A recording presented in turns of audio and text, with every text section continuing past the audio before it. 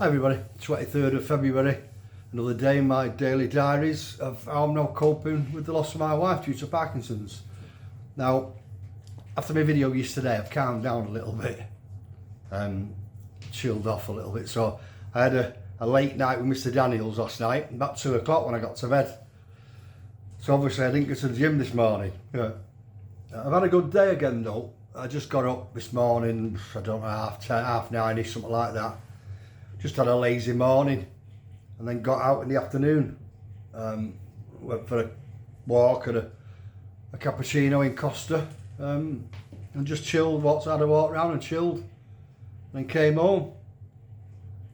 Tomorrow I'm going over to see I've seen the woman last week who runs the Care for Cleveland's volunteer group. Anyway, they've got a meeting tomorrow, so I'm going to go and show my face there tomorrow afternoon, and see what I can get involved with. And I know I'm still busy in the house and that, but not as busy, so maybe I can. Anyway, that's what I'm going to do tomorrow afternoon.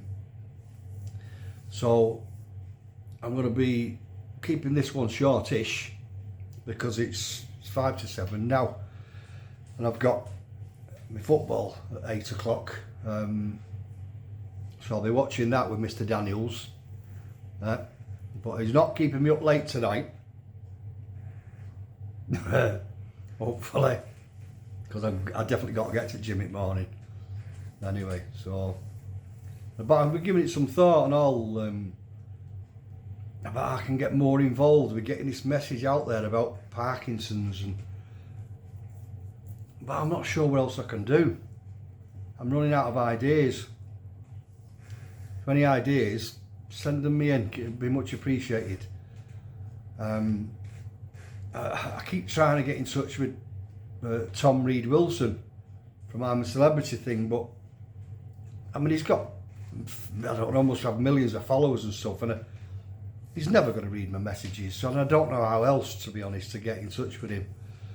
There's a possible chance that I might be put in touch with, a TV celebrity. That's all I can say at the minute. Somebody that's on TV who's done some fundraising for Parkinson's.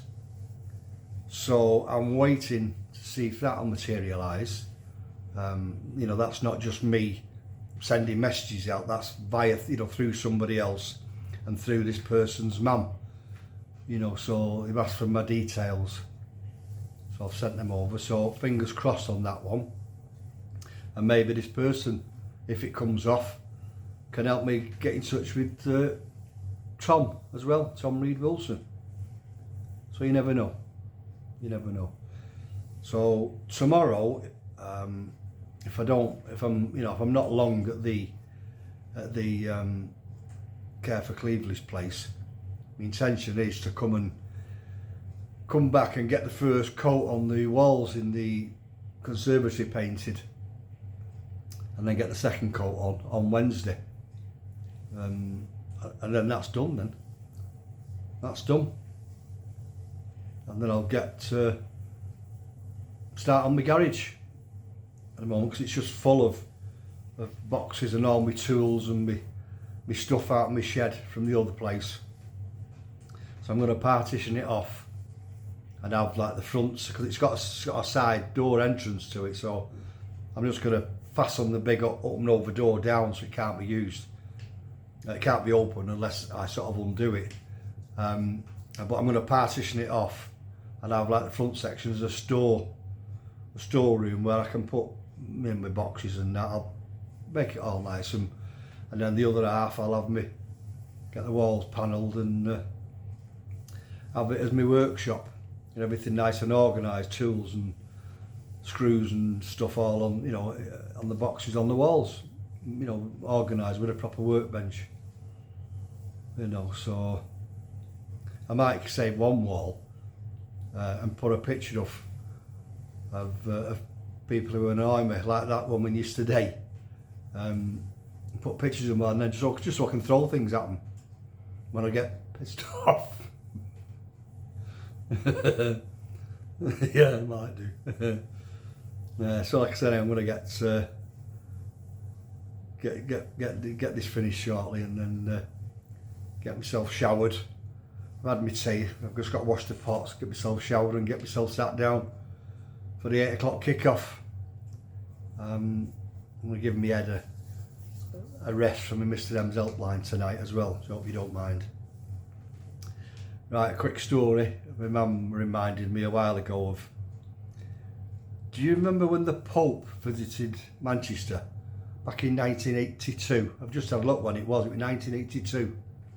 Well, my mum, two of my sisters and one of my brothers, they all went via like an official channel from the local church. So the massive big Heaton Park in Manchester, it's called. Now, there was nearly 250,000 people there, and my mum and everybody else, they was all going the night before. The Pope was due at 8 o'clock, so everybody went, like most people went the night before.